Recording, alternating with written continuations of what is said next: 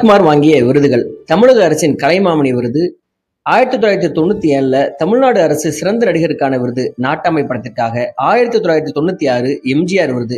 1998ல சிம்மராசி படத்திற்காக தமிழ்நாடு அரசு சிறந்த நடிகருக்கான விருது பிலிம்பேர் விருது. 1994 நாட்டாமை படத்திற்காக பிலிம்பேர் விருது வாங்கியிருக்கிறார். நட்புக்காக படத்திற்காக பிலிம்பேர் விருது வாங்கியிருக்கிறார். சினிமா எக்ஸ்பிரஸ் விருது. சிறந்த வில்லன் நடிகர் விருது 1990 புலன் விசாரணைக்காக. சிறந்த நடிகர் சூரியன் படத்திற்காக. சிறந்த நடிகர் நாட்டாமை படத்திற்காக. சிறந்த நடிகர் சூரிய வம்சம் படத்திற்காக.